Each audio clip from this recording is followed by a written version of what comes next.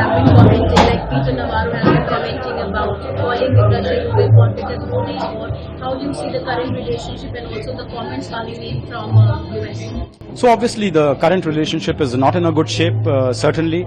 We all thought that given the personal relationship that Prime Minister Modi has developed with President Trump and the fact that President Trump really respects Prime Minister Modi, we thought that an India-US trade deal would come quite early. In fact, we were one of the first off the block to actually visit the US and to give them the first draft of our trade deal. But unfortunately, that has not happened. US officials are trying to put all kinds of pressure on India. But India, I think, is a very proud nation.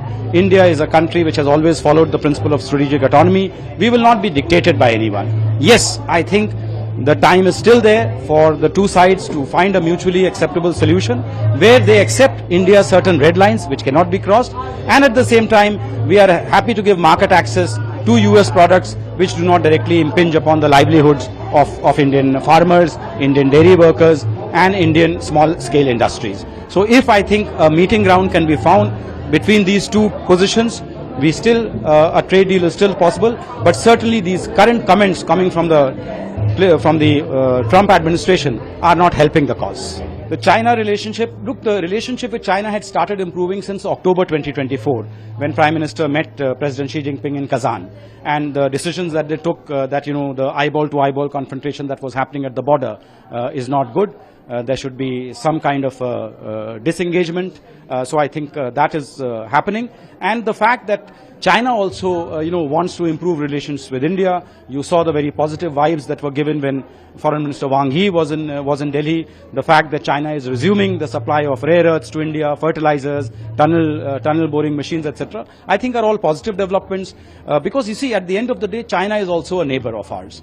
And we cannot have a situation where even direct flights are suspended between the two countries, visas are not being given, journalists are no longer reporting from each other's countries. So hopefully these things which will set into process, this process of normalization which has been ongoing. But at the end of the day, we have to ensure that China continues to follow the principles that we have articulated, that relations between India and China can only be based on mutual respect, on mutual sensitivity and mutual interest. High Commissioner in Canada, yesterday India decided to send its commissioner to Canada, and also Ottawa has decided to send a Canadian High Commissioner to India. How do you see this relationship, especially after when we saw the downfall when the Trudeau government was there? Yes, so I think this is a very, very positive step.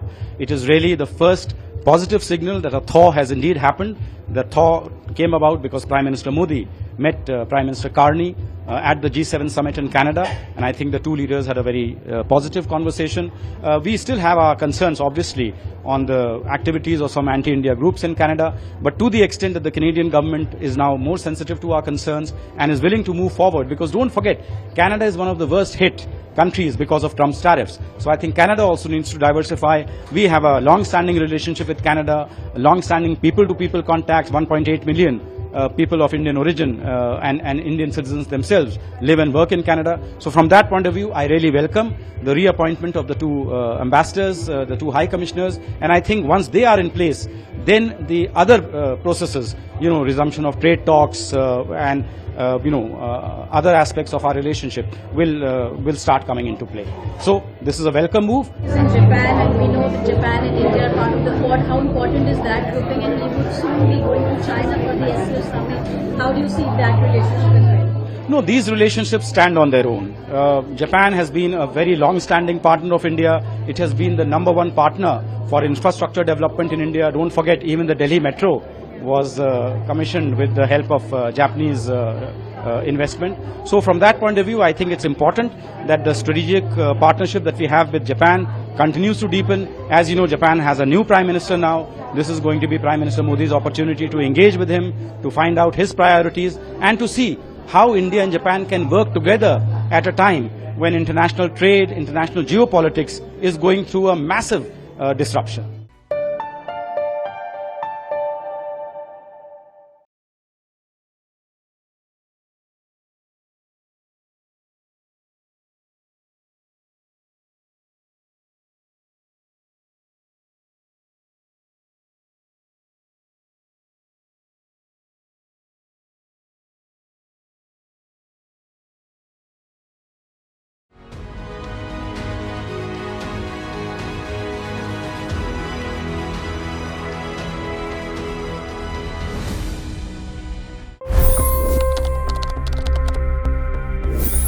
25 crore गरीब गरीबी को परास्त करके बाहर निकले। For the good of our nation, let's work together and let's truly make America great again. The fastest news breaks. Requested PM saying that we will have to speak to Putin and to Zelensky. The biggest news makers. The relationship with India is probably the most important bilateral relationship the US will have for the rest of this century. The capital delivered quite an election result today.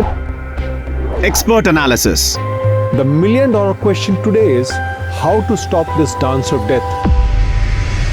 Ground reports. I'm standing at the crossroad of the Kumbh Mela. Behind me are more than 100 entry ghats. Long-form interviews. Exclusionary politics is reflected in Manipur case as well. You don't bother because this is a small state. Deep dive into burning issues. It's often said DRC could be the richest country in the whole world. It's because of what sits underneath. Why exactly did the US topple the Sheikh Hasina government? HD videos. We don't just break news, we break it down.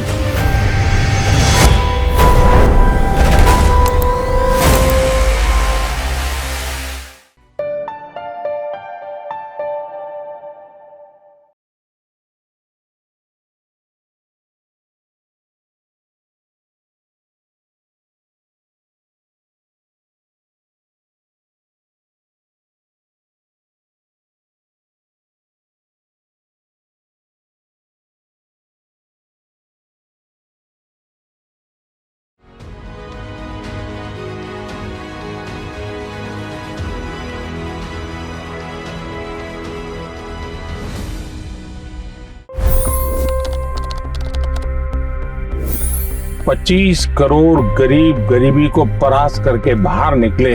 For the good of our nation, let's work together and let's truly make America great again. The fastest news breaks. Requested PM saying that we will have to speak to Putin and to Zelensky. The biggest news makers. The relationship with India is probably the most important bilateral relationship the US will have for the rest of this century. The capital delivered quite an election result today. Expert analysis. The million-dollar question today is how to stop this dance of death. Ground reports.